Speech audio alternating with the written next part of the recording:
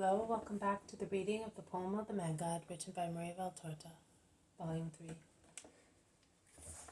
Chapter 333, Part 1, Meeting Judas Iscariot and Thomas. 19th November 1945. Although the sun is shining in the clear sky, it is bitter cold in the Kishon Valley, swept by an icy wind blowing across the northern hills and destroying the tender plants which shiver and crumple up, nipped as they are, destined to die with their new verdant foliage. "Is this cold going to last long?" asks Matthew, enveloping himself in his heavy mantle, through which only a tiny part of his face can be seen, that is, his nose and eyes.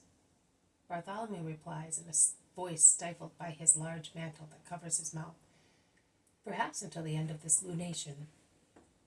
"In that case we are in for it, but never mind. Fortunately we shall be staying in hospitable houses in Nazareth, and in the meantime it will be over."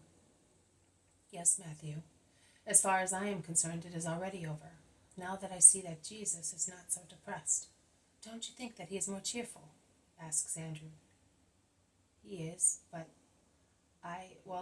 it seems impossible to me that he has got so run down just because of what we know. Has there really been nothing else, as far as you know?" asks Philip. "No, nothing. On the contrary, I can tell you that at the Syro-Phoenician border, the believers there made him very happy, and he worked those miracles about which we told you," replies James of Alphaeus, assuring him. "He has been very much with Simon of Jonah these last days, and Simon has changed a lot. Of course, you have all changed. I don't know. You seem to be more austere, I would say," says Philip.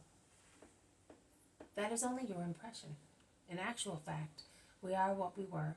Certainly, it was not pleasant to see the master so depressed for so many reasons, and hear how fierce they are against him. But we will defend him. Oh, they will not do him any harm if we are with him.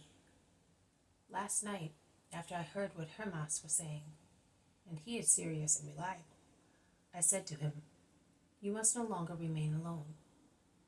You now have disciples who, as you can see, are active and are doing well and are continuously increasing. So we will stay with you. I do not mean that you will have to do everything.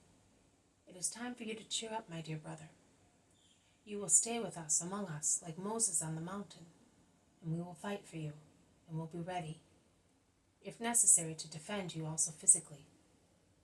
What happened to John the Baptist must not happen to you, because, after all, if the disciples of the Baptist had not been reduced to 2 or 3 faint-hearted ones, he would not have been caught. And we are 12, and I want to persuade some of the most faithful and vigorous disciples to join us, or at least to be near us. For instance, those who were with John at Machaerus. They are brave and faithful men. John, Matthias, and also Joseph. Do you know that he is a promising young man?" says Thaddeus. "Yes, Isaac is an angel, but his strength is entirely spiritual. Joseph is strong also physically. He is almost our age. And he learns quickly. Did you hear what Hermas said? If he had studied, he would be a rabbi besides being a just man. And Hermas knows what he's talking about. Hermas knows what he is talking about. I, however, would keep close to us also Stephen and Hermas and John, the priest, because of their knowledge of the law and of the temple. Do you know what their presence means for scribes and Pharisees? A check, a restraint. And for people in doubt it means, also the best people in Israel are with the rabbi, as his pupils and servants," says James of Alphaeus. "You are right. Let us tell the master. You heard what he said yesterday. You must obey. But it is also your duty to open your minds to me and say what you think is right, so that you may learn how to instruct people in the future. And if I see that what you say is just, I will accept your ideas." How to instruct people in future. "And if I see that what you say is just, I will accept your ideas," says the zealot.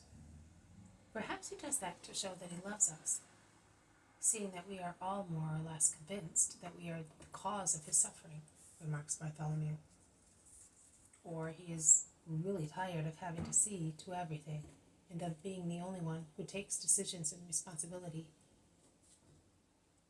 Perhaps he also realizes that his perfect holiness is, I would say, almost an imperfection, considering what is in front of him, the world that is not holy. We are not perfect saints, just not as bad rascals as other people, and therefore more able to reply to those who are just like us, says Simon Zealot. And to know them, you should say, adds Matthew. Oh, as far as that is concerned, I am sure that he knows them too. Nay, he knows them better than we do, because he can read the hearts of people. I am as certain as I am sure that I am alive, says James of Zebedee. This has been a reading from the poem of the Man God, written by Maria Valtorta, Volume 3, Chapter 333, Part 1, Meeting Judas Iscariot and Thomas. Thank you for listening. I will see you tomorrow. May God bless you, and may peace be with you.